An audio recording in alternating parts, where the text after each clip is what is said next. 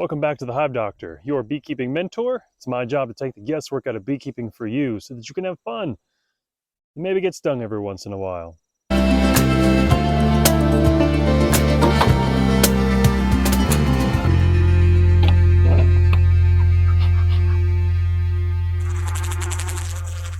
Today we're going to cover the next 3 methods of the 7 methods of minimal disturbance. So that's going to be method 4, 5, and 6.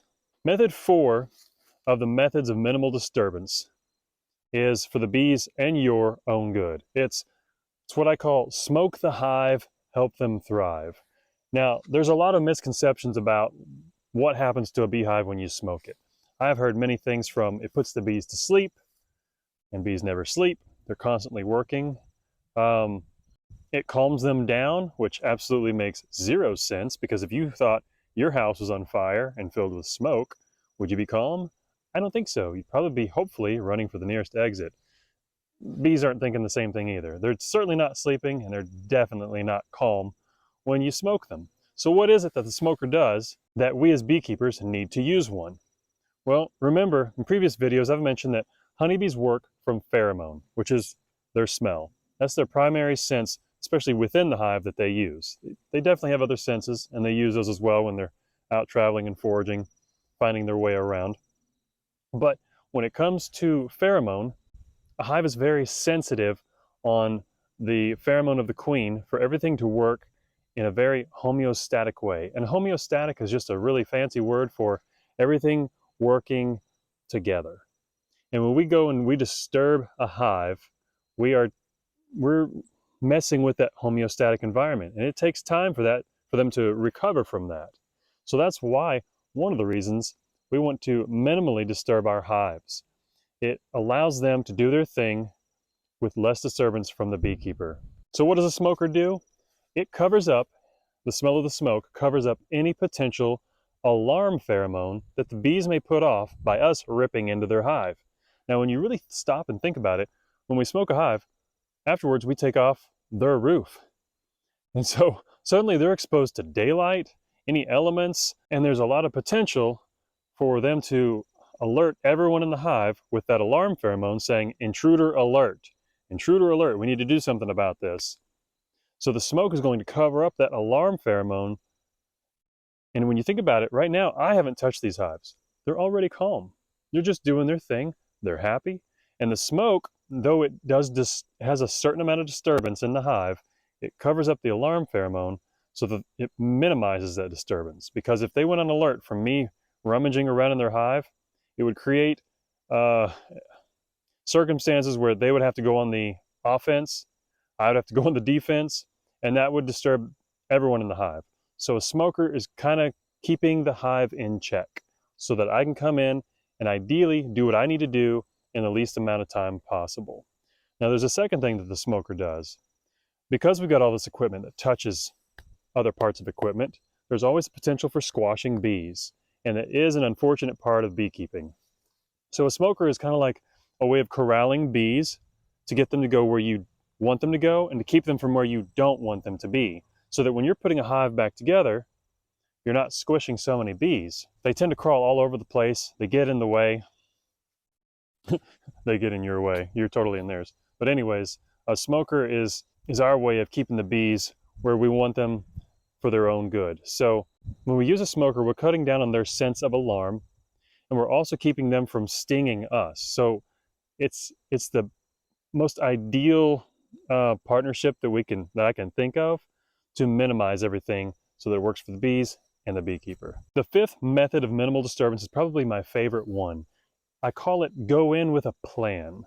Now, especially when you're a new beekeeper, you want to see what's going on inside that hive. And I got to tell you, I totally get it. Bees are exciting, and what's going on there is like a mystery. When you're a beginner and you don't know exactly what's going on, you want to go inside and look.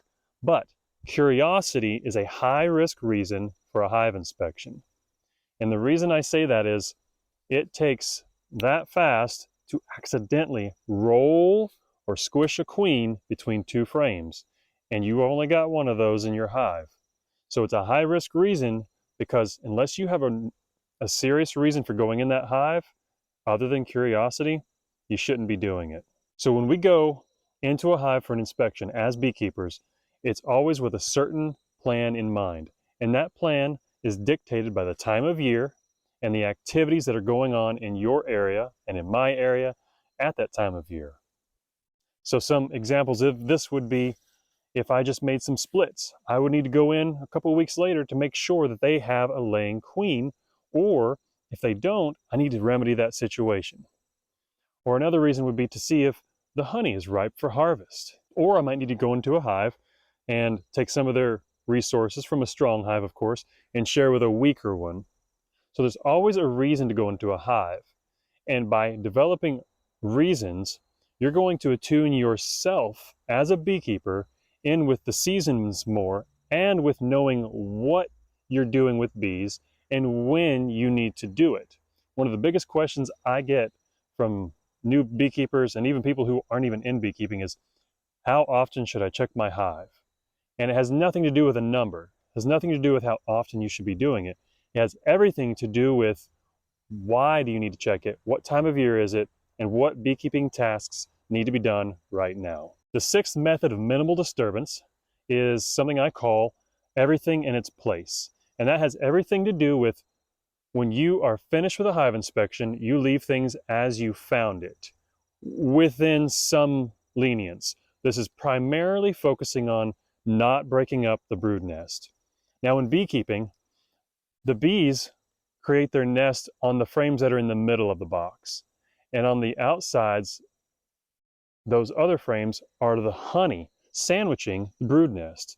They have a very structured way of doing things, and the brood nest has to be maintained at a specific temperature. They incubate those baby bees that are developing at a certain temperature until they emerge as fully grown adults.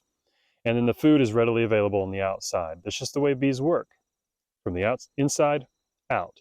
Now, if we go in there and we separate that brood and we take a frame of honey and put it right in the middle of the brood nest, we've just divided that brood nest into two and essentially divided up and really messed with their homeostatic environment. That is a no-no. You don't want to put any frames in the middle of a brood nest. Always keep your brood together. Anything else when it comes to manipulating hives, which there is some times that we can do that, I will show you how. But when it comes to brood nests, leave them as they are to the best that you can. And to end this video, before we start with the next video talking about the seventh and final method of minimal disturbance, I want to give you one thing to keep in mind that you should always do at the very end of a hive inspection, and that is this. Always leave your hive with the capability of raising another queen. And what I mean by this is, sometimes you might kill a queen and you don't even know it.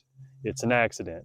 Maybe you squished her, maybe you rolled her, we don't know. Maybe when you put the hive cover back on, she had just come up over on top of one of the top bars and you squashed her, and you'll never know. But if during that hive inspection you know for certain that they have eggs and young larvae, you have left them in a condition to be able to raise a new queen and make up for your mistake. So always leave a hive with the ability to raise a new queen.